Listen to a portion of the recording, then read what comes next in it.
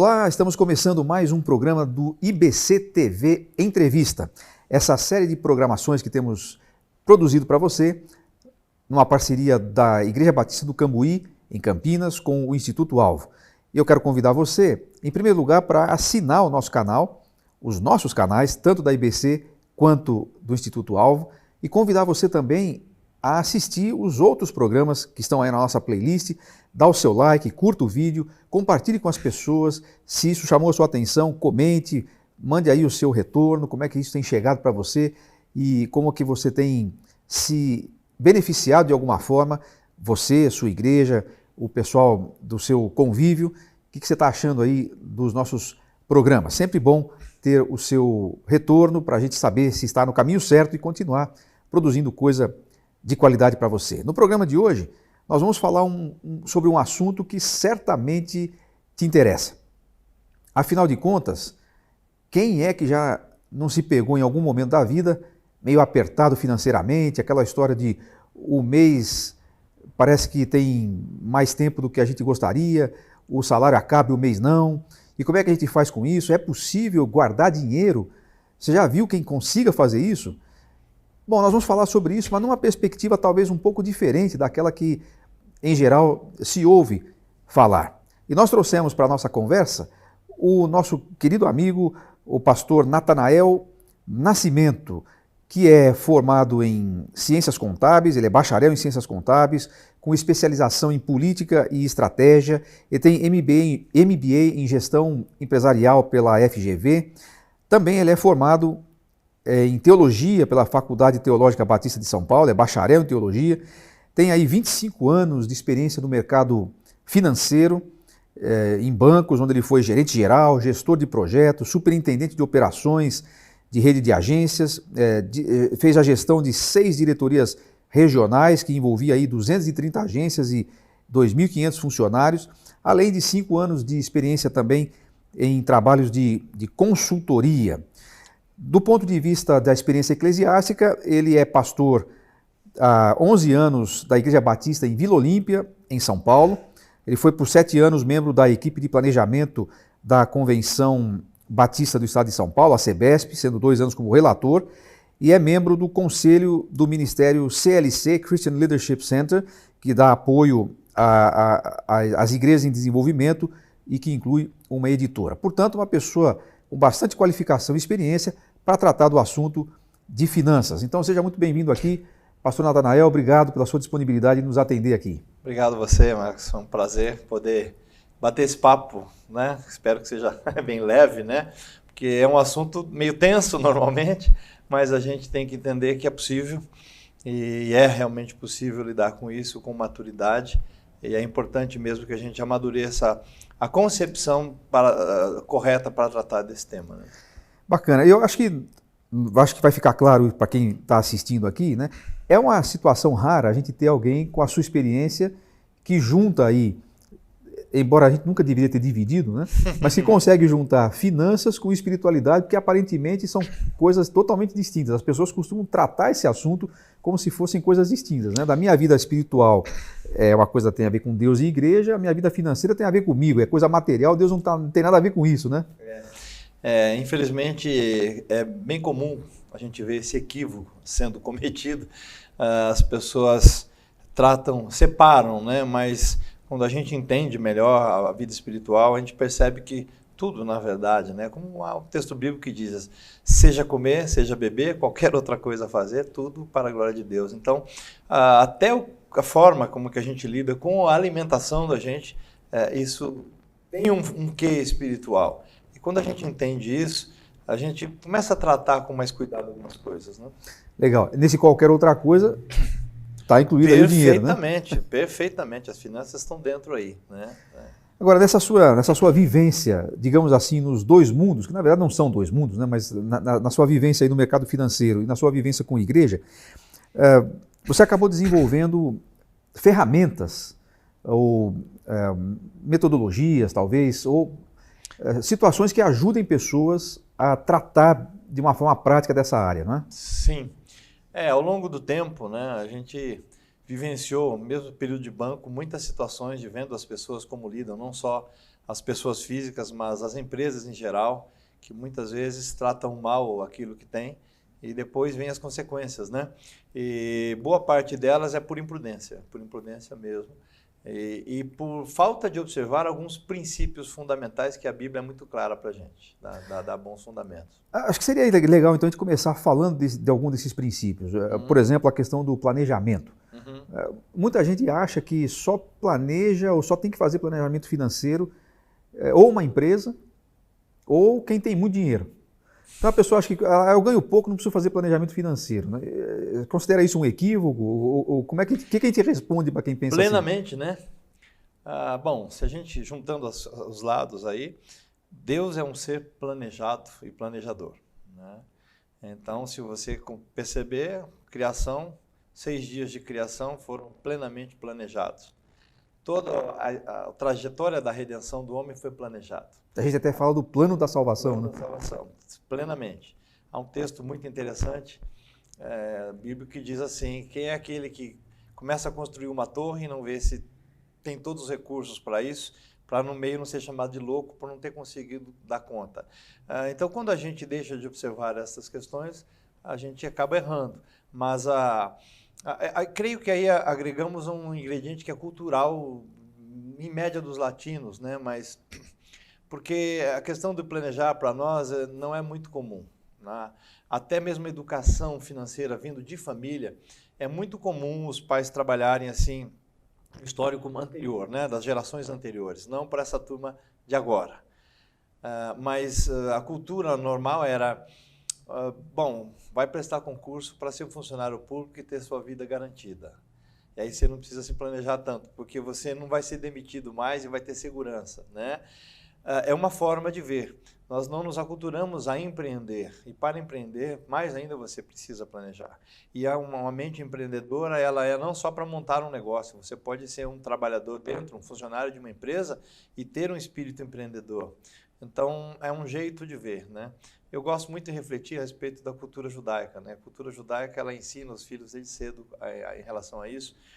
Mas se você pensar na expectativa média de vida e como é o mercado de trabalho, principalmente no Brasil, você tem que trabalhar isso desde cedo, implantando essa cultura de planejar, de organizar, porque são fases, né? Tem fase, eu vejo às vezes jovens, né? Outro dia estava assim, uma mãe lá da igreja, e o filho estava estudando muito e trabalhando e indo dormir tarde. Eu falei, a mãe toda chorosa, eu falei, mãe, essa é a fase dele da luta. Essa é a fase, ele tem energia, é a fase dele fazer, porque mais na frente, se ele fizer bem agora, ele vai ter a tranquilidade. Agora, se ele quiser moleza agora, depois vai ter dificuldade. Então, nós precisamos educar as gerações a esta visão de planejamento de longo prazo, sabendo que há fases. E quando você não faz aquilo naquela fase, isso vai ser cobrado mais na frente. E a questão do planejamento... Vai incluir essa questão das fases, exatamente. Absolutamente, né? Todas as fases. Agora, na sua visão, com essa experiência que você tem, não só do mercado financeiro, como também a sua visão bíblica da vida, né? O que você considera assim, que são as principais dificuldades para as pessoas fazerem esse planejamento familiar? Você citou já aí a questão cultural, né? Que é uma questão forte, a gente não foi educado nesse sentido, mas você acrescentaria alguma dificuldade que você percebe nas pessoas de planejar? Sim. Até nisso que eu acabei de comentar sobre uma ideia, tem até uma imagem aí que depois nosso telespectador poderá olhar, que dá essa visão bem clara. Eu vejo assim, 2 pontos. O que é mais comum? Terceirização dos problemas.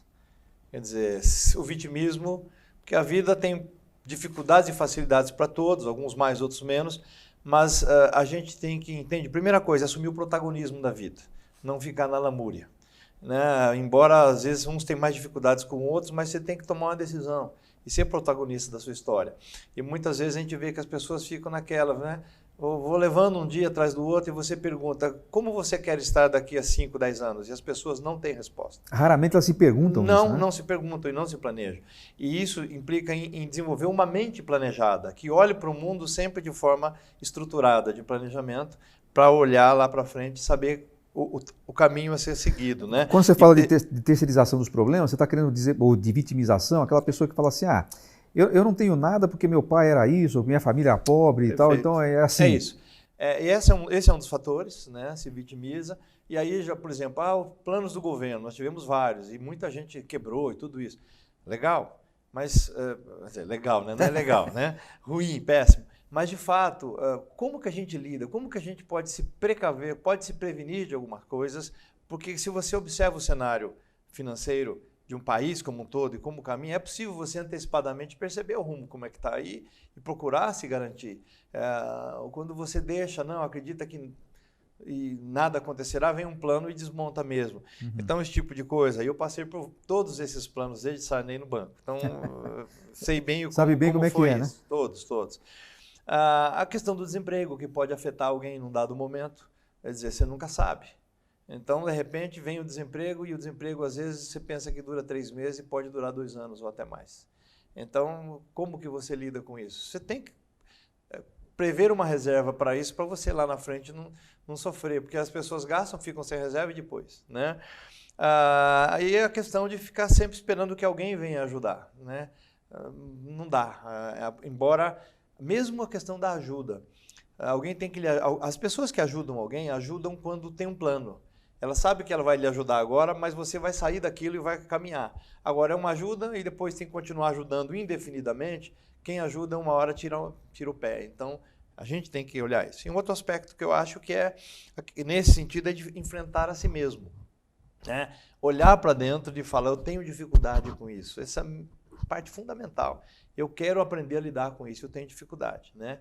Há um gráfico também aí que vai dar para ter essa noção, porque nem sempre é agradável olhar para dentro de si, as suas limitações e as suas deficiências. Mas é importante. Ou você entra numa situação de estresse extremo, alguns se acomodam e entram no tédio, né? Mas é importante você enfrentar com um desafio nessa combinação. O desafio de forma agradável. Encarar o desafio de uma forma agradável. E à medida em que você aprende isso, você tem um pouco de estresse e adrenalina para fazer, mas quando você aprende a lidar com isso, logo abaixo você lida com tranquilidade diante dos desafios gerais. Interessante. Quer dizer, você sugeriria, então, pelo que eu estou entendendo da sua fala, que às vezes, quando a gente faz essa análise, bom, eu tenho problema com isso, eu não consigo lidar bem com essa questão financeira, eu não sei planejar. Então, no mínimo, eu tenho que procurar ajuda. Sem dúvida. E essa é a maior dificuldade. E você pega, por exemplo, às vezes o pai de família, né? Ele tem dificuldades com isso. Como que ele lida? E se está uma crise, às vezes o líder, né, o responsável principal, ele não conta para a família. Ele está em um processo de endividamento e ele não tem coragem de dizer para a família que não tem condições. E eles continuam gastando como se tudo estivesse bem. Né? Uhum. Então são situações que, por mais banais, imagina, acontece com mais frequência do que as pessoas imaginam. E aquele negócio que a pessoa se vê nessa situação e fala, 5 mil resolve o meu problema. Vai lá, arruma um empréstimo e acha que resolveu o problema. Né? Às vezes duplicou o problema. Duplicou o problema. É verdade. É muito comum isso. E por isso as pessoas precisam aprender a lidar isso de forma planejada. Aí é uma parte mais técnica, mas é necessário. Porque ela é comportamental, a princípio, né? Mas é preciso de ter uma base técnica para ajudar realmente a fazer assim. Só para citar um exemplo, eu tive um amigo, muito amigo meu, e a história dele é muito linda, mas ele teve uma seguinte situação. Um dado momento, o pai dele foi uma pessoa assim, que foi bem sucedida, mas acostumou a família sempre assim, daquele jeitão, e passou por uma crise. E ele não tinha coragem de dizer para a família que estava em crise. E eles continuavam gastando com aquela ideia do patriarca que não compartilha e tal. E um belo dia, esse meu amigo entrou no quarto do pai dele. O pai estava ajoelhado, com a Bíblia aberta e com um revólver do lado. Graças a Deus ele pôde ver. E aí, o que está acontecendo? E aí o pai contou para ele, mas provavelmente iria se matar. E aí o pai contou a situação que estava. Aí ele falou, mas por que você não falou? Aí a família abraçou e graças a Deus resolveram, tudo caminhou diferente. Mas para você ver a que ponto pode chegar. Agora, esse exemplo, essa história, bem trágica, assim, né? Graças a Deus não chegou a ficar pior. Mas isso me leva a fazer a seguinte pergunta. Essas crises financeiras, ou estarem em aperto financeiro, a gente sempre pensa que quem passa por isso é quem ganha pouco, ou quem é pobre e tal. Mas aí está um exemplo de alguém que aparentemente não era pobre, ele tinha um patrimônio e de repente alguma coisa aconteceu e ele perdeu. Então, essa questão do planejamento financeiro, então não é só para quem tem muito ou para quem tem pouco, tem que ser para todo mundo. Não, é uma questão de aculturar mesmo. E eu diria o seguinte, até o que tem pouco, de um modo geral, ele lida melhor, porque ele já está acostumado a passar apertado. É mais difícil você ver quem tem muito. Eu, por exemplo, eu costumava dizer assim, em épocas de planos, eu me lembro muito do plano do Collor, que esse foi muito tenso, né? Todo mundo ficou igual, né? Com 50 mil na conta, né? Mas gente que falava assim, mas como que eu não vou passar minhas férias em Paris esse ano? Né? Porque é um trauma, você falar, não, você vai para a Praia Grande, que, né? Não, mas a minha vida é em Paris. Por quê? É os valores, né? Eles não conseguem, parece que rui um castelo de um tamanho que a pessoa não consegue entender que não há nenhum problema em não ir para Paris um período, né? Então, tem gente que vive com muito e se acostuma com essa abastança, ele sofre mais, porque o padrão, né? Para baixar o padrão é mais difícil. É mais difícil. Agora, passamos agora em 2020 por um período, acho que único, né? Acho que nenhum plano que você passou na sua experiência aí se comparou com o que nós estamos vivendo agora, não, provavelmente, né? Mas, não. Então tem muita gente dizendo assim, eu estou apertado por causa da pandemia. Isso é verdade ou é parcialmente verdade? Como é que você avalia quando uma pessoa diz isso? Olha, eu tenho cunhado uma frase que eu digo o seguinte, a pandemia está revelando o melhor e o pior de cada um. Como as guerras, né? Certo? Porque numa situação de crise dessa, as pessoas reagem e mostram o que ela leva lá dentro mesmo. Alguns conseguem manter uma certa aparência, mas numa situação dessa você acaba expondo um pouco mais. De fato, há uma situação... A pandemia trouxe para nós uma reflexão, na minha opinião, sobre valores, resgatando os valores que realmente são mais importantes. Está proporcionando mais tempo das pessoas em casa, com a família e tudo mais, o que para alguns é um problema, né? Aumenta a tensão, mas nós estamos voltando ao cuidado com pessoas, a olhar para a natureza, para a preservação, a olhar as coisas de Deus com o lado espiritual, e as pessoas começam a perceber até diante da iminência da morte, né? Porque numa situação de crise, fala, se eu pegar o famoso Covid-19, né? Principalmente agora já está um pouco melhor o tratamento, mas no começo não tinha dinheiro que resolvesse, né? Quer dizer... Estava todo mundo debaixo da mesma situação, exatamente. Rico ou pobre. Né? Então a pandemia, eu creio que trouxe para nós essa perspectiva de nos igualar neste sentido, de voltar aos valores essenciais. Aqueles que não aceitam isso e querem, acabam pondo para fora o seu lado mais cruel, muitos casos, mas a gente está vendo muitos cases bonitos, assim, de gente fazendo bem e entendendo o seu papel como ser humano diante da vida, né, e das pessoas. Legal. Atrael, a gente tem uma máxima aqui no nosso programa, que quando o entrevistado é bom, o tempo passa muito depressa. E é assim que o nosso primeiro bloco está chegando ao fim. Opa. Então nós vamos ter aí um pequeno intervalo, mas fica ligado, porque na volta a gente vai falar um pouquinho sobre o processo de endividamento, na família inclusive, né? A gente vai falar um pouquinho como é que isso acontece e se tem alguma solução. Então fica ligado aí, vai para os nossos anúncios, não são nem comerciais, são apenas anúncios do nosso intervalo e a gente volta já. Maravilha.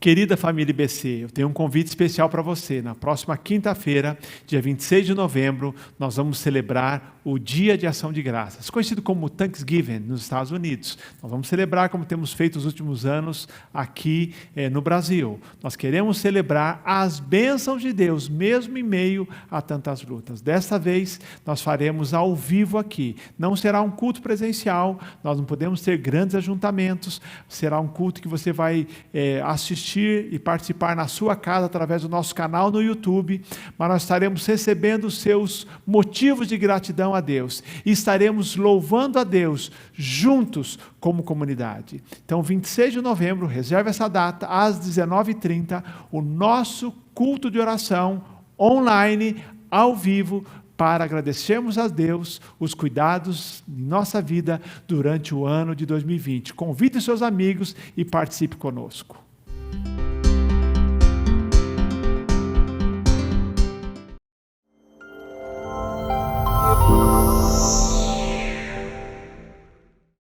O Instituto Alvo é um ministério interdenominacional, com foco na formação ministerial e pessoal. Nós auxiliamos pessoas e igrejas a identificarem seus dons e talentos e a aprenderem a usá-los de forma eficiente para o seu crescimento. Nossa visão é desenvolver pessoas integralmente, porque a gente acredita que a vida é uma só, ela tem uma integralidade. No Alvo, a gente não divide a vida em material e espiritual, porque para um cristão é tudo uma coisa só. Por isso, desenvolvemos um currículo variado e prático para ajudar você a encontrar seu lugar no corpo de Cristo, como também na vida profissional e na sociedade. Nosso portfólio compreende 6 módulos com opção de cursos presenciais e online.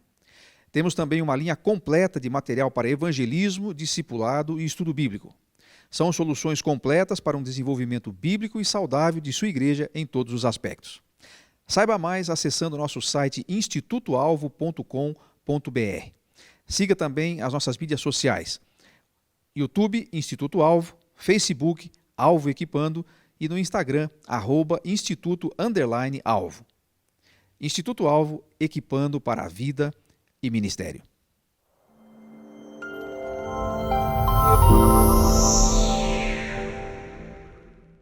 Estamos de volta para o segundo bloco do nosso IBC TV Entrevista, hoje conversando com o consultor, pastor, gestor Natanael Nascimento. Nós vamos falando sobre finanças.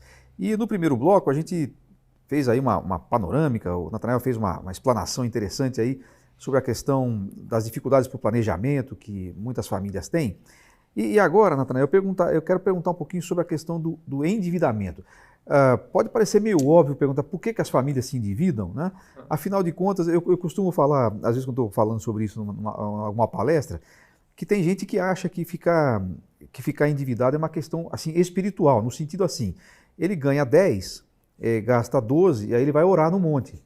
Mas ele volta e está devendo 2, né? Porque não é uma questão de espiritualidade, de fé, é uma questão de matemática. Então, pode parecer meio óbvio aí a pergunta do endividamento, não, mas há questões mais profundas aí, né? Além da questão matemática. Por que as famílias se endividam em geral? Existem alguns princípios que na prática levam, né?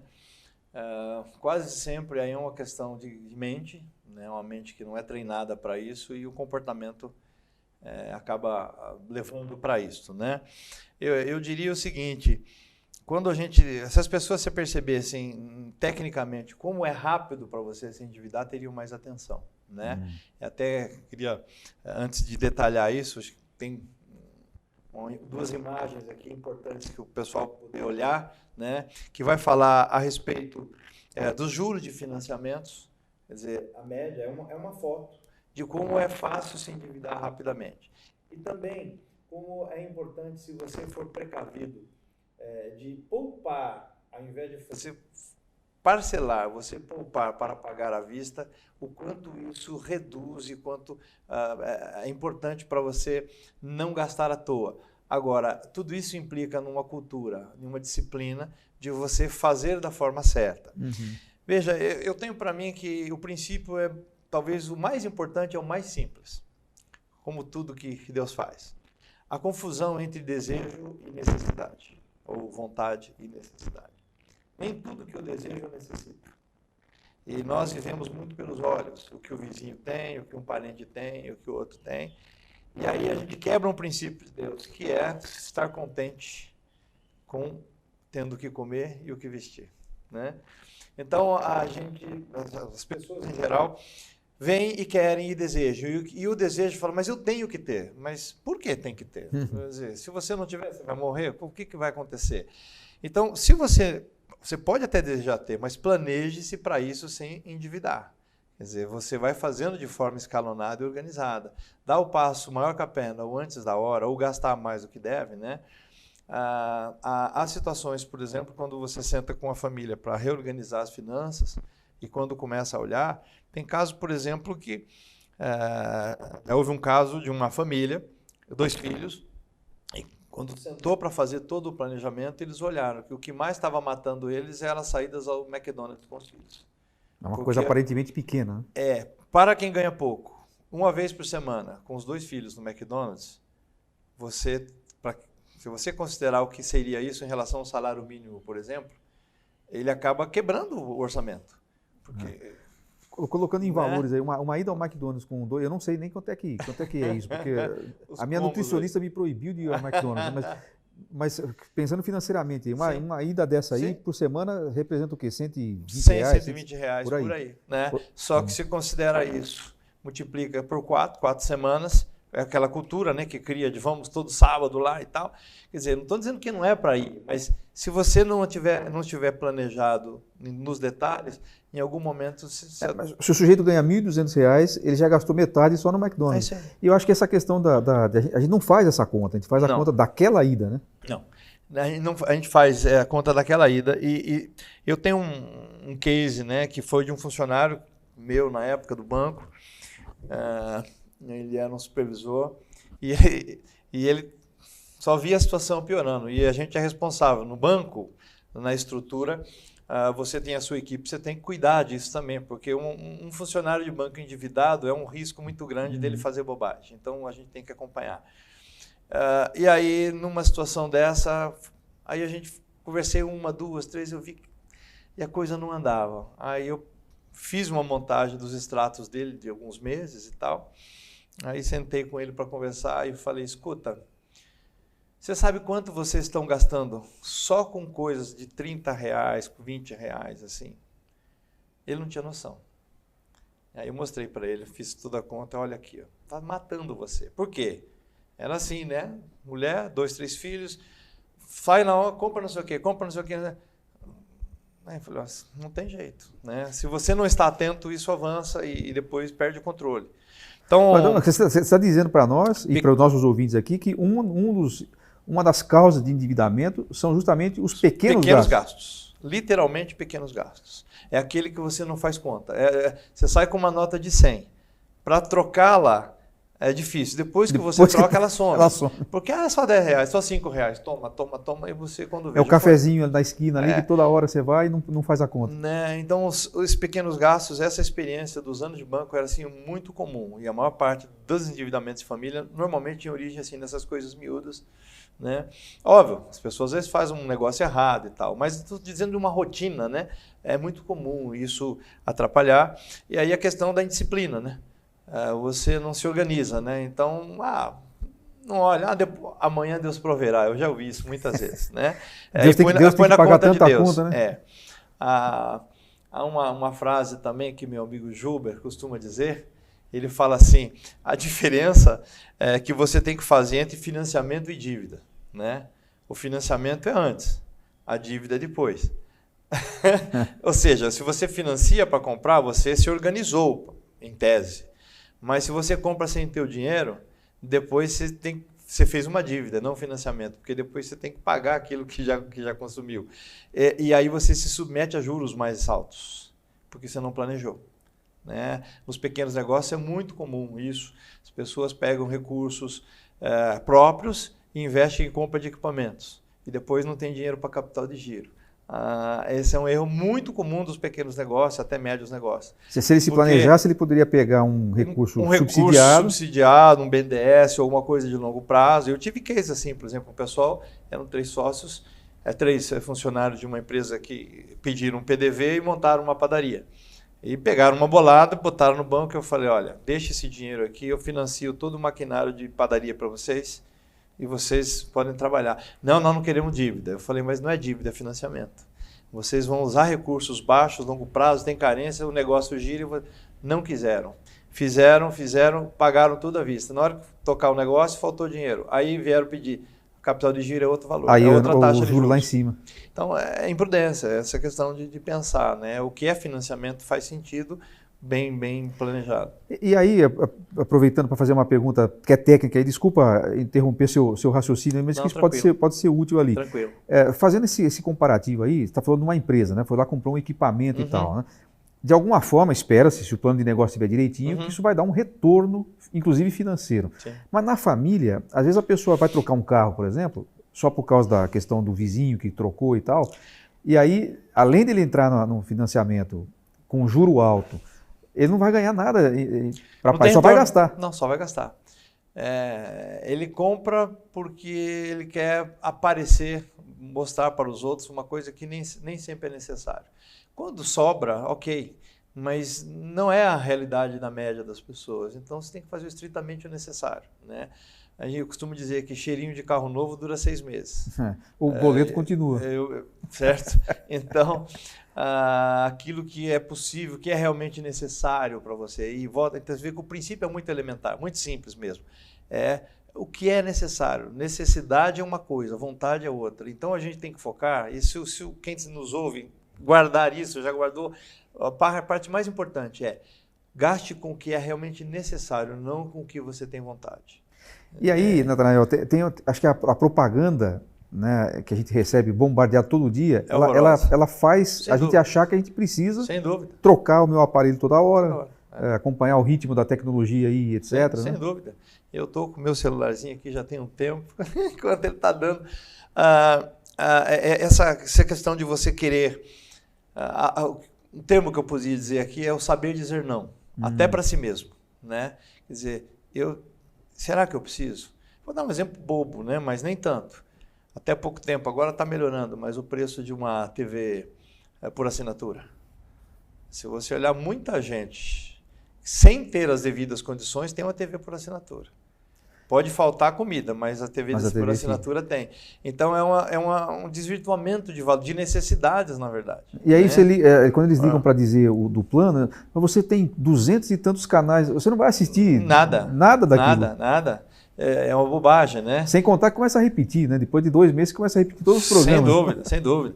Eu me lembro, antigamente hoje nem tanto, mas tinha aqueles relógios mais assim, elaborados, e aí você comprava o relógio, ele resiste a 50 metros de profundidade. Eu falei, se eu passar de 2 eu morro afogado, para que eu preciso de um relógio de 50 metros de profundidade? O plano com 2.000 horas de ligações, eu falo 10 minutos por semana. Percebe? Então, está ligado a pequenas coisas, mas é a questão de valores. Então, quando você lê, a pergunta é, eu preciso disso. E às vezes eu já vi mãe falando assim, mas a minha filha precisa para estudar.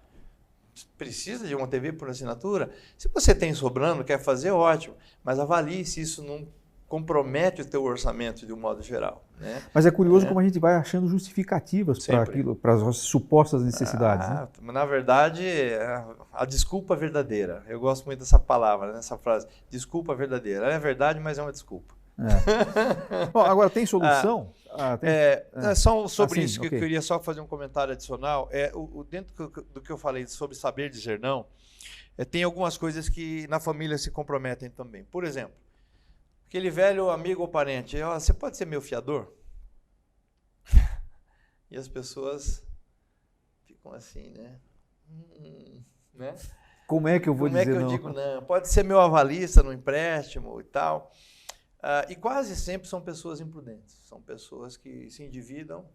Eu sou do tempo que muitas vezes a pessoa não tinha mais talão de cheque e ia emprestar o cheque do irmão, do pai, da mãe e tal, e depois ferrava a vida de todo mundo. Então, há coisa que é preciso dizer não. E há um princípio muito interessante aí. Para você dizer sim, mesmo a Bíblia não impede você dizer sim, mas não para criar um problema. Então, se você tem para arcar com um aval, e se o cara não pagar, você não vai ficar inimigo dele. Você vai pagar e não vai chiar. Agora, se você vê que é difícil, é melhor você dizer não. Lá no banco, quando a gente prestava, a gente avaliando as pessoas, sempre a gente dizia assim, é melhor você ter um cliente vermelho de raiva porque você disse não para um crédito que ele não tinha condições de tomar, do que você ficar roxo de raiva quando ele não pagar. Né? Então, quando você tem situações assim, é importante que você faça com o pé no chão. Se vai ser avalista, se você já está complicado e a pessoa não honrar, aí a sua vida, o problema que era lá, você traz para a sua família. E aí é um problema sério. E nesse caso do fiador aí, o cara às vezes ele tem patrimônio, mas não tem liquidez, né? Então ele tem lá, ele tem a casa, tem para apresentar lá, mas ele não vai ter o dinheiro para pagar se o sujeito não pagar, né? É isso. Então não adianta ele dizer sim. Né? E às vezes, mas é parente, mas não sei o quê. Então é como lidar com isso, né? Que é no próximo etapa de como resolver. Mas essa é uma dica excepcional, saber dizer não, porque isso também é cultural, né, Natanael? As pessoas no Brasil, eles dizem sim querendo dizer não, e às vezes dizem não querendo dizer sim. Sim, e há um outro fator que às vezes acontece nas famílias, né? Eu, de certa maneira, passei por isso uma fase. Às vezes você tem um ou outro que não é tão muito controlado, aí ele se mete enrascado. Aí o que acontece? A mãe e o pai, meu filho tem que ajudar. né? Aí a mãe e o pai trazem o problema para si. Põe o consignado lá no nome dele. E aí, quando você vê, aí você vai ajudar. Aí se você vai ajudar o pai, mas você não está ajudando o pai e a mãe, você está ajudando o outro. Então, se não equacionar isso, é um problema que não tem fim. Né? Até não sei se, sendo da área, certamente você vai saber responder isso. Antigamente emprestava o cheque, agora empresta o cartão.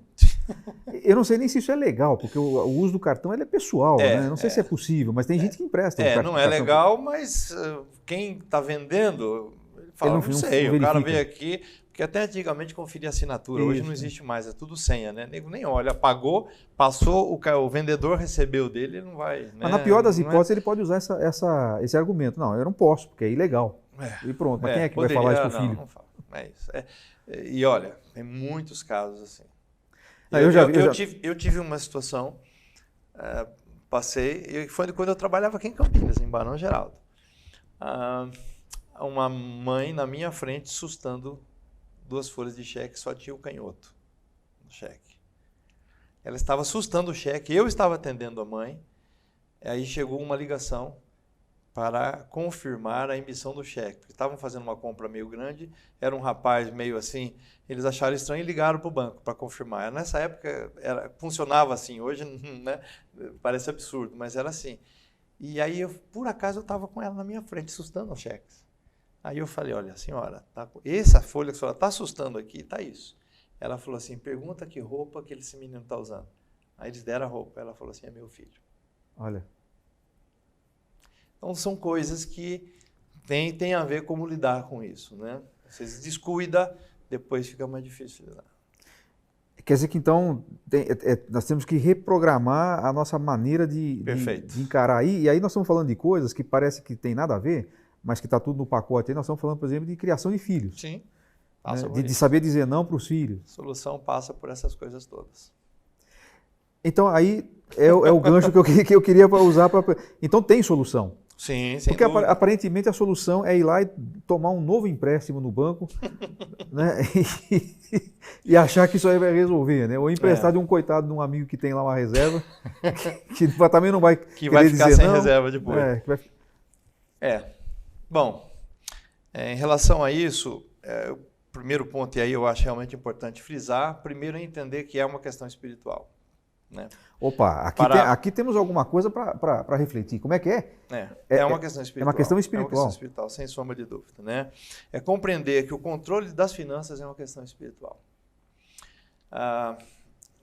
Para quem, como nós, crê desde o início, como Deus criou e como fez tudo, Deus, ao compor todo o universo e colocar o homem, está lá no Gênesis, logo no primeiro capítulo, né, dos versos 26 para frente, ali, 27, e ele vai falando, quando ele fez o homem à sua imagem e semelhança, e Deus deu uma determinação ao homem, o que eu chamo de autoridade delegada. Domine o homem sobre tudo que há na terra, os animais os aquáticos, né, as aves, tudo, sobre tudo que existe para se alimentar, domine e faça. E aí é o conceito de mordomia, né? Qual é a diferença entre... A gente costuma pensar num ponto de vista da administração, mas quando a gente entende isso, Deus nos colocou o homem para gerir tudo aqui com o modelo de Deus de gestão, não o modelo mais pragmático nosso. Então, se você considerar isso, mesmo na natureza, você vai tomar o cuidado, porque é como Deus fez tudo isso para cuidar. Para ganhar dinheiro, eu não vou destruir alguma outra coisa.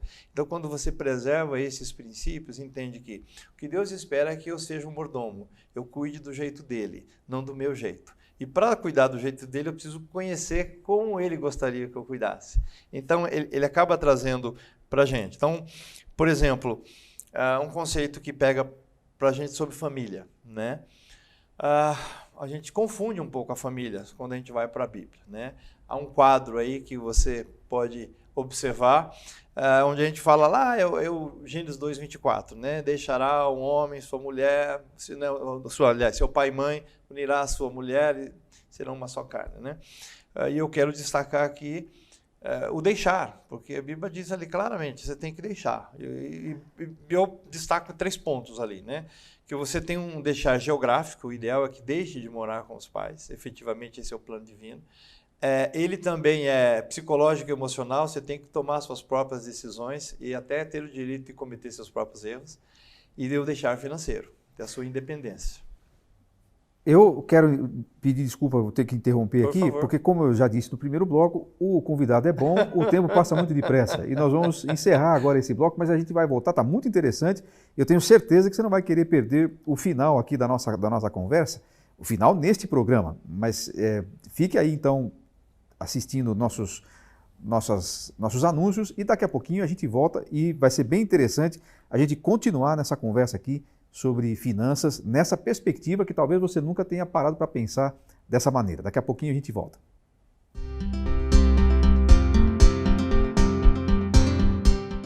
Olá, eu quero te convidar para a nossa nova classe da EBD, que já está no ar no nosso canal do YouTube, que é sobre finanças, finanças pessoais. O título da classe é Finanças para toda a vida. Então a gente vai olhar para a nossa vida financeira sob uma perspectiva bíblica, uma perspectiva cristã, mas também uma perspectiva prática, de como a gente pode colocar em prática todas as técnicas, estratégias de como administrar bem as nossas finanças para a glória de Deus e para nossa boa organização pessoal. Então, eu te aguardo no nosso canal do YouTube. Vão ser 5 aulas, uma classe especial de final de ano para você se organizar financeiramente. Até lá!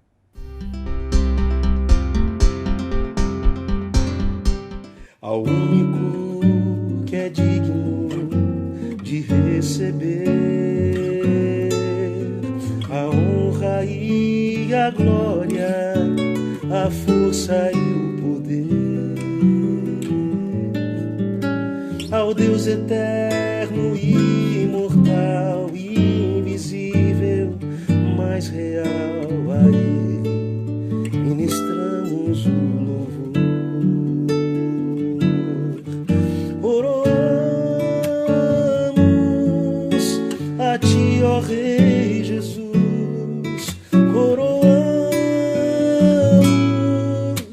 a Ti, ó Rei Jesus, adoramos o Teu nome, nos rendemos aos Teus pés, consagramos todo o nosso ser a Ti, consagramos todo o nosso ser a Ti. Consagramos todo o nosso ser a Ti.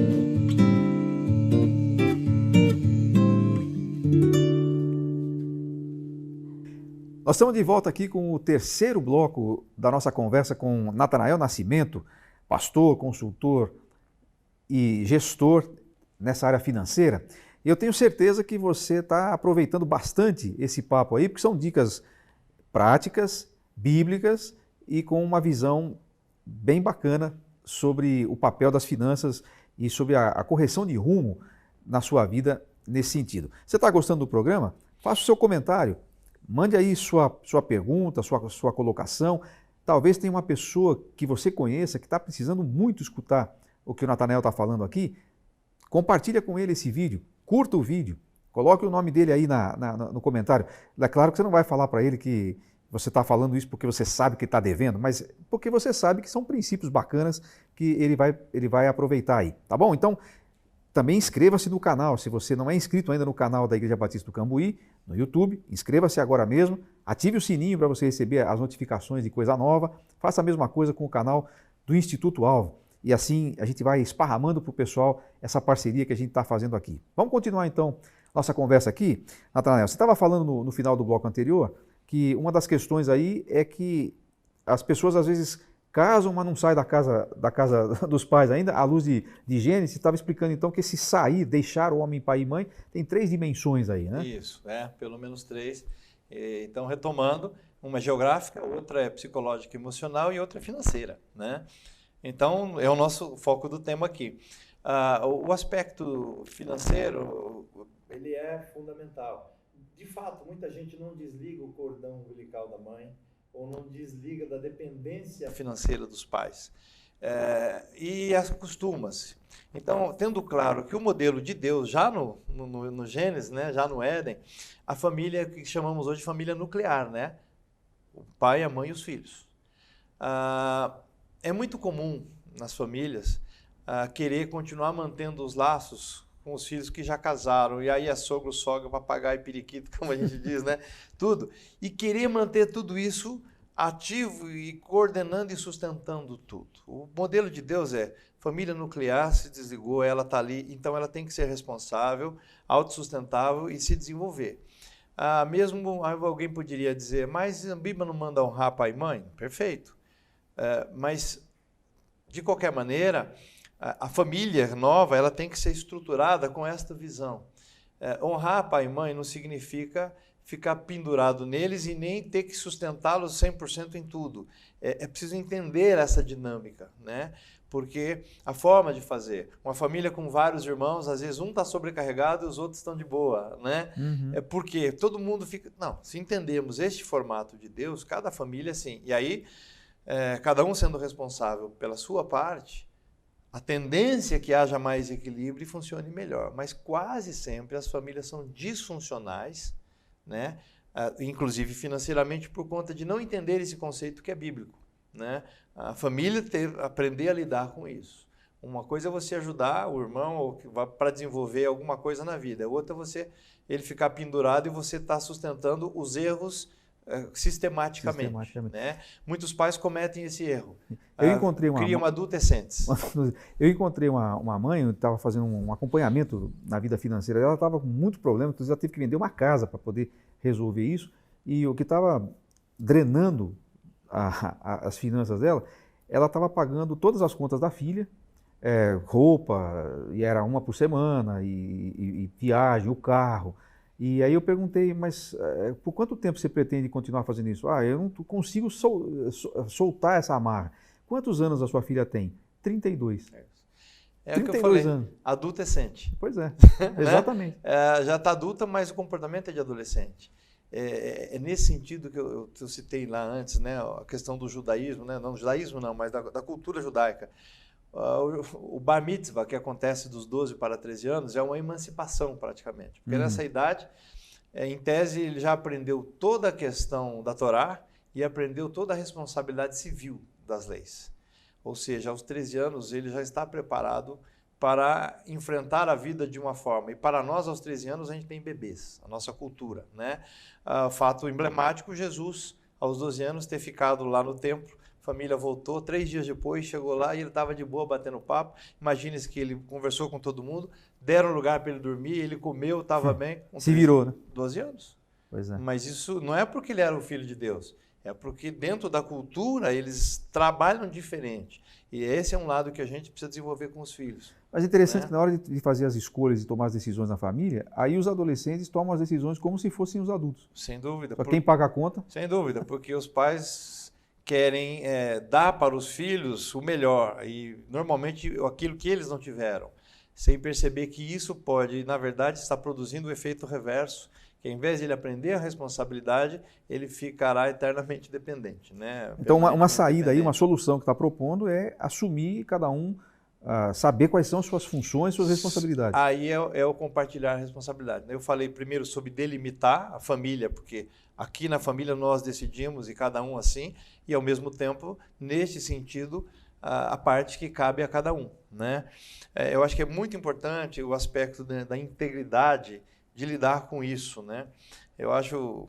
Jesus é fantástico quando ele falou, né? Meu pai trabalha até hoje e eu trabalho também. Né? Quer dizer... Essa coisa de entender desde cedo, né? Ele aprendeu o ofício da carpintaria ainda pequeno, mas a passar essa visão da integridade e da responsabilidade desde pequeno. Quando isso não acontece, cria-se uma visão errada de que o mundo vai suprir o filho o tempo todo. Então é muito importante sentar e delimitar as coisas e entender as prioridades e trabalhar isso de maneira coletiva, a parte que é cada um, as responsabilidades. Eu tive uma situação muito peculiar com a minha filha quando ela era pequena. Ela tinha um triciclo E nós entramos no mercado e ela queria uma bicicleta, né? E minha filha nunca foi de dar show, ela sempre foi na dela. Mas nesse dia ela começou a exacerbar um pouco, né? Eu quero. Eu me lembro como se fosse hoje, ela acho que era no Extra, se não me engano, um desses mega na época. Aí eu me abaixei, ajoelhei, dobrei uma perna e botei ela sentada na minha perna. Aí eu falei, filha, assim. Agora não dá, você está andando no seu triciclo, está curtindo, agora papai não vai fazer. Daqui a um tempo a gente vai ver. E expliquei para ela porque ela acalmou, serenou e tal. Mas eu tinha duas opções ali. Ou satisfazia o desejo dela, ou eu aproveitava para ensinar algo. É uma opção que a gente tem que fazer. E não pode perder. É na hora. Não é sentar e ensinar. É como diz lá em Deuteronômio, né? Ao sentar, ao levantar, ao deitar, andando pelo caminho, o seu filho, você vê uma cena e fala, olha, presta atenção naquilo, olha aquilo lá. Na dinâmica da vida você vai ensinando. Agora, nesse momento, às vezes o pai ou os pais, né, eles se sentem culpados que, por exemplo, não estão dando tempo para a criança e tal, e aí acabam querendo compensar um erro com o outro, né? O filho precisa de referências, ele precisa de norte. Porque é isso e limites, porque ele vai aprender, porque quando ele for mais adulto, ele vai entender a importância disso e vai dar o valor. Então, é muito importante. Ainda lá no interior, no banco, eu me lembro, os meus colegas, né, tinha um que andava com os carros, o pai dava um carro e eles torravam, davam um cavalinho de pau, e tinha um que era bem arrumadinho, e ele era o que nunca fazia bobagem. Aí eu, conversando com o pai dele, eu perguntei, porque o colega dele estudava comigo, eu falei, me fala uma coisa, eu admiro o seu filho, vejo os outros que têm carros como ele e tal. Falei para ele, qual que é o segredo? Ele falou assim, o segredo é o seguinte, ele trabalha comigo, eu tenho dinheiro, mas ele trabalha comigo, ele tem um salário, e eu comprei o carro à vista, mas eu desconto as parcelas dele. Quem está pagando ele está pagando. Ah. Então, ele sabe o valor disso. Os outros, batia o carro, o pai comprava outro, não sei o quê, e ele andava bonitinho. São questões que... E não era cristão, hein? Mas tinha princípios. Tem questões do que a gente está falando aqui que é uma questão de bom senso, às vezes, né? Agora, para quem é cristão, eu acho que vira uma obrigação, porque você tem que saber que é assim, né? Esse conceito de mordomia que você falou antes é um conceito bíblico, né? Porque se eu não faço assim, eu não estou sendo um mordomo do jeito que Deus espera que eu seja. E eu sou plenamente responsável por isso. E eu estou sendo um exemplo para os filhos, um espelho. Posso ser um exemplo bom ou não. E é uma escolha a ser feita. Sem dúvida. Então, até que nesse sentido, mesmo tendo dinheiro, a gente não pode gastar do jeito que a gente quer. Exatamente. Senão a gente não está sendo mordomo. Tem que dar valor, né? Exato. Porque ele tem que dar valor, ele ou ela, os filhos têm que dar valor. Então, em relação ao marido, mulher, como eles gastam, como eles se organizam, como planejam, e é a famosa planejamento, né? Voltamos a ele. Longo prazo. Né? O básico aqui é, daqui a 5 anos, como estaremos? O que precisaremos fazer? Queremos isso, queremos comprar uma casa, queremos isso. Como que a gente vai lidar com isso? Então, quando você pensa junto, mas os filhos, vamos fazer uma reserva para a faculdade? Ou como é que é? Quando todo mundo participa e o filho começa a entender aquilo, olha, nós só temos isso. Porque o filho, mesmo o menor, ele deve ser arrolado a isso, né? Até uma imagem, um slide aí que fala um pouquinho sobre isso, que é a ideia de você começar a dar semanada, depois quinzenada, depois mesada para os filhos, conforme vão evoluindo na faixa etária, para eles se acostumando. Não é assim, pai, me dá 10. Não, isso aqui é para essa semana. Você vai escolher como você gasta. Ele vai ter que entender como gerir aquilo. Como gerir isso. E isso desde cedo é bom ensinar. Legal. Né? Que há formatos de fazer isso, a forma de você planilhar isso, né? É uma parte mais técnica, né? Que não é para agora, mas o sentido é esse, de você educar, é aculturar com a gestão financeira, ele saber que ele tem aquilo e ele vai ter que fazer escolhas. De repente, você tem X, aí é para passar a quinzena ou o mês. Você vai escolher, você vai ter que abrir mão de uma coisa para poder escolher o que você vai... Isso vai aculturando, isso é bom. Bom, e nós estamos tendo que fazer uma coisa parecida aqui, porque como o tempo não tá totalmente à nossa disposição, nós vamos ter que escolher algumas coisas para te perguntar. Infelizmente, tem tanta coisa que eu queria saber aqui. Certamente. Mas eu queria fazer uma pergunta que tem a ver aí com o nosso roteiro Tá? Não estamos seguindo exatamente o nosso Ok. roteiro aqui, mas eu estou imaginando aqui alguém nos assistindo e pensando assim, puxa, mas que cenário maravilhoso, como eu gostaria de ter ouvido isso 10 anos atrás ou 5 anos atrás, eu teria evitado tantas decisões erradas que eu tomei. Mas digamos que uma pessoa está nos ouvindo aqui, está falando assim, tudo que ele está falando faz muito sentido, está certo, eu concordo, mas eu já estou numa enrascada aqui. Eu não pensei assim antes, eu não agi dessa maneira. Tem esperança para a pessoa que já errou nesse sentido e fala, ó, eu estou agora enrolado. Como é que ele faz? Sem dúvida. A primeira delas é, primeiro, fazer um levantamento de 100% de tudo que deve e das suas responsabilidades que são recorrentes, né, costumeiras, e ver a situação total do endividamento. Compartilhar com toda a família, chamar para todo mundo e falar, essa é a realidade. Nós, É mesmo? Chama Sem dúvida, mulher, filho, papagaio. Sem dúvida. Sem dúvida. O cachorro, às vezes o cachorro é parte Aliás, da dívida, né? Que o cara gasta tanto não tem cachorro. É isso aí. Se não fizer isso, não resolve. Todo mundo tem que ter consciência. E o filho, a filha tem que saber. Porque isso vai ajudar a priorizar. E, aliás, a gente se surpreende depois que entendem isso, porque eles começam a dar a sua contribuição. Agora, você é consultor financeiro também, né? Ajuda pessoas, ou pelo menos auxilia pessoas assim. Eu não sei se você tem encontrado isso muito ou se é comigo que é o problema. Às vezes eu vou ajudar uma pessoa assim, você leva às vezes 15 dias para ela te contar toda a história. Porque ela fala assim, essa história que eu te contei que pagava as contas, ela falou assim, a minha dívida é muito alta. Quanto é muito alta? Deve dar uns 20 mil. E aí a gente foi ver no final das contas, depois de 3 semanas, descobrimos que era 87 mil. Isso aí. Parece que ela tinha assim, uma dificuldade, ia lembrando as coisas, não sei se era vergonha de falar tudo de uma vez, o que é? É vergonha. O que é isso? É vergonha? É vergonha. Ele não tem um controle porque não quer nem olhar. É a fuga, né? É a negação. Então, não tem outro jeito. Tem que planilhar tudo, tem tudo. 100% está aqui, tá? Então, vamos analisar isso aqui. Partindo disso, você tem que começar a negociar. E a negociação, ela parte de um princípio técnico que é fluxo de caixa. Não adianta você querer pagar em 12 meses, se a parcela, mas eu pago mais rápido, mas você não vai conseguir pagar. Então, é bem simples. Melhor alongar o máximo e pagar num fluxo que você consiga administrar e honrar, né? Porque você vai negociar para pagar, não para não pagar. Então, a preocupação aí é que a parcela mensal fique a menor possível. Óbvio, a forma de negociar, se é com o banco, dependendo do que é, aí às vezes precisa de uma ajuda de alguém, orientar e tal, mas o princípio é esse. Negociar que o fluxo fique o mais baixo possível para que possa sobrar dinheiro para comer, para viver, enfim, né? A primeira parte passa, nesse sentido, passa por aí.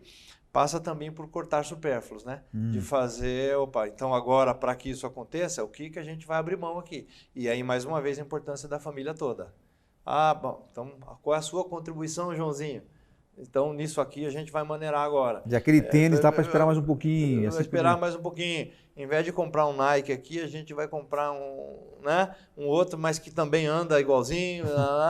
E tem que adequar. A gente né? andou de quichute, né, Natanael? Putz, eu que era pior, amarrado na canela, né? Depende da situação. Para jogar bola, amarrava embaixo. E para ir na igreja, era na canela. Era fato, né? Mas então, negociação com os credores com base nisso, né, e tal. E também, o que é básico, né, buscar outras fontes de renda. Precisa ter a coragem de empreender, né? Muitas pessoas se deram bem e ganharam muito dinheiro porque empreenderam no momento de dificuldade. Começou a vender brigadeiro lá na esquina, começou no trabalho fazer um lanchinho diferente e tem coragem, não tem vergonha de preciso fazer. É legal, essa dica raramente a gente escuta, hein? Quer dizer, além de cortar, obviamente, as despesas supérfluas, a buscar fontes de renda, empreender em coisas que você de repente tem um talento ali que, mas eu faço bolo, mas faz o bolo e vende. Você, dependendo da situação, né? Porque eu digo assim, quando ganha um valor fixo, se você R$1.000 de dívida para uma pessoa que ganha pouco e é difícil ela sair. Então, coisas miúdas, que é R$50 por semana que entra, já faz uma diferença enorme. Então, a medida... E o que é mais legal, quando a pessoa pega o gosto de empreender, ela pode, lá na frente, estar ganhando uma grana que ela não imaginava. É preciso ter coragem, mas é preciso mudar a cultura e não ter vergonha. E essa é uma forma positiva de encarar a reconstrução, né? Sem dúvida. Muito bacana. E que mais? Eu estou gostando agora. Agora, pessoal, vocês ficaram aqui até o fim e vão ter que compartilhar isso com outros. Ele não vai contar aqui todo o pulo do gato, né? Mas bacana. E à medida que isso acontece, né, você tem até uma planilhazinha que também um visual que o nosso espectador pode ver, que a gente chama de ganhos e perdas, né? Que é legal para refletir, pode ajudar você que nos assiste a ver sobre isso. O que eu ganho se eu fizer isso e o que eu perco se eu fizer isso. Uhum. O que eu ganho se eu não fizer isso e o que eu perco se eu não fizer isso. São 4 quadrantes. Mas se você refletir sobre essa tabela, esses quadrantes, para tomar as suas decisões, você certamente vai evitar fazer bobagem. É uma forma didática de ajudar você a pensar sobre isso, né? E aí, quando você começa a organizar isso, em algum momento começa a querer o prazer de guardar, de poder guardar alguma graninha, começar a olhar o futuro e planejar o longo prazo, né? Eu, como forma de estímulo, né, tenho aí uma tabela de juros compostos com uma visão de 20 anos, e é algo bem conservador até, que você vai poder refletir. Se você começar com um valor de R$10.000, se você conseguir uma taxa média de 15% ao ano, que não é nada fora do, né? R$10.000, primeiro ano. E a cada ano, e não mexe nesse dinheiro, e a cada ano você põe mais R$2.000, não é isso? Em 20 anos, esse valor vai a mais de R$420.000 se conseguir essa taxa fixa bem conservadora. O que eu estou querendo dizer disciplina é o horizonte de você falar, puxa vida, agora eu vou ter essa disciplina porque lá na frente eu quero estar assim. E isso tem que ser um estímulo, né, de a gente olhar para isso e, puxa, eu quero... Estou olhando lá na frente. E quanto antes começar, quanto mais cedo incutir nos seus filhos, melhor. Quer dizer, a diferença entre você trabalhar para pagar o juro e o juro trabalhar para te pagar, né? Que é uma coisa... O dinheiro trabalha para você. Então, primeiro você sai da dívida. Mas, à medida que você saia, estamos saindo, agora eu posso voltar a gastar. Não, aproveite que ganhou a nova cultura. Então, essa sobrinha que vai começar a acontecer, comece a guardar. Olha o longo prazo, olha a aposentadoria, né? Os planos de previdência, você quer estar ganhando quanto quando aposentar? Pois né? Esse é um assunto que uma hora nós precisamos te chamar para a gente conversar especificamente sobre isso. Infelizmente, nosso tempo está se esgotando aqui, mas eu quero, ao te agradecer aí pela sua disponibilidade para esse programa, eu quero já falar presunçosamente aqui, em nome dos que nos ouviram, porque eu fico imaginando que a sua fala pode ter chegado a pessoas que vão ganhar nesse programa, ao assistir esse programa e ao assistir a sua fala, um estímulo para virar essa chave e passar aí, como você descreveu agora nessas últimas falas, de um endividado num investidor. Porque mudando-se a cultura, isso é possível, né? Sem sombra de dúvida. Eu diria assim, a questão comportamental, e está na mente, né, de forma de você encarar, né? Assumir para si o protagonismo da tua história financeira com a tua família e desenvolver isso e o legado que você vai deixar para os filhos. É ruim se deixar como legado dívidas, né? Mas não é o dinheiro o principal, é a integridade, a honestidade, a forma de lidar, porque com isso se faz da forma certa, né? Eu gosto de pensar, eu aprendi uma coisa que fez muita diferença para mim e ainda faz. Eu costumo dividir na questão comportamental 3 aspectos importantes, que é o controle, a influência e a impotência. O que significa? Aquilo que eu tenho controle é o que eu decido sobre. Eu decido como eu gasto o meu dinheiro, como eu educo meus filhos, onde eu vou trabalhar, as coisas que me afetam e que eu decido. Então, o que eu posso controlar, eu decido, é minha área de controle. Tem áreas onde eu não consigo controlar, mas eu conheço quem decide. Então, eu posso influenciar essa pessoa a enxergar uma ótica que talvez ela não tenha enxergado e influenciar a decisão dela para um caminho de bem, né? E tem um terceiro espaço que é a impotência. Tem coisas que eu não tenho controle nenhum sobre isso, né? Como diz, os Estados Unidos vai invadir o Iraque. O que eu posso fazer? Né? Via de regra, nós, e nesse tempo de redes sociais é mais claro ainda, gastamos muito tempo com o que nós temos de impotência. Então, o ideal seria que a gente gastasse 70% do nosso tempo naquilo que a gente tem controle, 70%, 80%, e 20%, 30% com o que a gente pode influenciar. Mas os estudos indicam que o cidadão médio brasileiro ele gasta 70% com o que ele não resolve. A vida passa, sua família se esfacela, não aprende a lidar com as finanças, sendo um dos casos, por conta desse descuido. Gasta-se muito tempo discutindo a discussão e não chega a lugar nenhum. Então, protagonizar a sua própria vida nesta área também passa por isso, não só na finança, mas tem a ver com isso. Você assumir para si e falar, não, eu vou mudar, né? É possível, é possível. Legal. Eu tenho certeza que você gostou do programa. Eu tenho certeza. Nem vou perguntar se você gostou. Foi um dos programas mais agradáveis da gente fazer aqui até o momento. E eu quero te agradecer muito a sua disponibilidade, a sua clareza aí de ideias e de expor isso de uma forma tão didática. Muito obrigado pela sua disponibilidade de estar aqui com a gente. Eu que agradeço. Se puder deixar uma mensagem final nesses últimos segundos, eu gosto muito de refletir sobre a história do Nobel, o Alfred Nobel. É uma história muito rica para nós, que é sempre possível mudar o comportamento. Ele era alguém que, na verdade, foi o inventor da dinamite. E ao inventar a dinamite, pensando na engenharia e nas obras que seriam, não sabia que um dia seria usado para matar nas guerras, né? E ele entrou numa crise profunda quando soube que a sua situação era essa. E aí ele tinha um irmão de mesmo sobrenome. E quando o irmão dele morreu, erraram, entenderam que era ele. E aí o obituário dos jornais foi: morreu o cara que produziu milhares de mortes por conta da dinamite. Blá, blá, blá. E ele entrou numa crise profunda. E aí ele fez uma opção, que ele gastaria o resto da vida dele para mudar a imagem dele de alguém que gerou a dinamite. E hoje o prêmio Nobel, ele é exatamente voltado à paz. Quer dizer, ele conseguiu refazer a sua imagem diante do mundo, né? Ele gastou todo o resto dos seus dias para isso. Ou seja, é possível, quando a gente, mesmo quando erra, quando você tem disciplina, entende que é algo de Deus, que você pode mudar, é possível trabalhar nisso e mudar, né? É possível reconstruir em outras bases. Muito bacana, muito bacana. Nós agradecemos aqui a participação e a presença do Natanael e convidamos você para continuar conosco nas nossas próximas edições do programa IBC TV. Um abraço, até a próxima. Tchau.